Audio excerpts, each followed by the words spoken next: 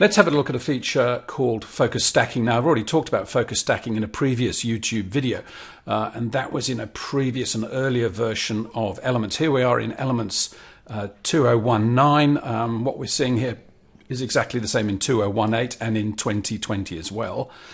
So we can go ahead and do it. Now, how this works is very often if you're shooting close-up, products close-up, maybe you're selling stuff through a website and you've got a YouTube channel or something of that nature and you're shooting your products and you realize that the front or the back or both of them are not 100% sharp because the depth of field, which is controlled by the aperture number, isn't sufficient. Now this will vary from lens to lens. So if you're shooting with a 20mm focal length lens, you'll probably find that everything is sharp because that's what wide angle lenses do. They tend to get everything very, very sharp. But if you're using something like a 50mm or an 85mm lens, you'll find that it's very hard, although the perspective and everything is really good with these lenses, and you don't get optical distortion as you would with a wide angle lens. What will happen is you'll get a less effective depth of field. So if you're photographing, say, a bunch of alcohol bottles like I'm doing here, I've focused on the back bottle here, on the Absolute, and you'll see that the Bombay Sapphire just goes out of focus.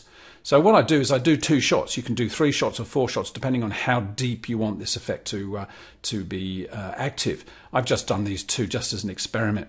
So you can see the Bombay Sapphire is sharp in this shot, and here it's completely out of focus. The picture changes size a little bit simply because I've just moved the focus point from the front to the back.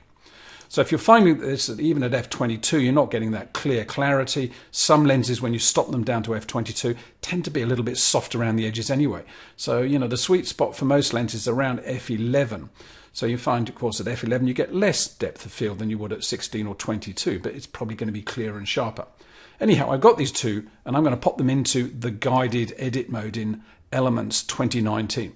Now we're going to use Photomerge, and Photomerge, as you can see, it's got its own little subheader here, and I'm going to use the scene cleaner.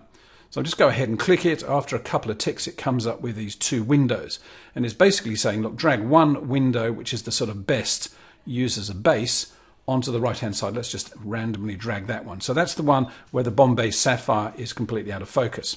And on the left is the other one. So you can see they're color-coded, yellow and blue. So it's a very neat system. And I'm going to show you how that works. So just click back onto the blue. Each time I click on one of these thumbnails, of course, it replaces the left-hand image. So this is where we're getting the sharper looking pixels from. So let's go ahead and do that. I'm going to choose the sharper pixels. I've got a pencil. Okay, I've got a pencil. I can adjust the size of the pencil. Actually, it doesn't really matter. But I'm just going to go and just paint onto the word Bombay, and watch very carefully. When I let go of the cursor, the Bombay on the right hand side should be updated. Well, hey, so suddenly that becomes sharp because it's taken roughly what I've outlined with the blue felt pen there, copied and pasted it over to the right hand side. Now if I extend this blue painting all the way down to the bottom of the label on the bottle, it's going to grab pretty much the whole of the front of that bottle, and I let go, wallop. How cool is that? And if I move the cursor over that image on the right-hand side, it highlights the area that I've taken. And you can see, even though I haven't been very careful, it's a really rough sort of outline there. It doesn't really matter how bad it can be because it'll just basically select that label, stop at the edges probably, and then click and copy it over. So it's brilliant. It's very, very easy. Once I've done that, now just one thing before I go, once I've done that, if I realize that it's taken too much, and for example, it's copied, you know, a little bit of the out of focus Gordon's label as well, what I need to do, of course, is go in reverse and erase. So you've got a forwards and backwards functionality, I suppose. You can just say, oh, pretend that didn't happen, and let go, and it updates on the right-hand side.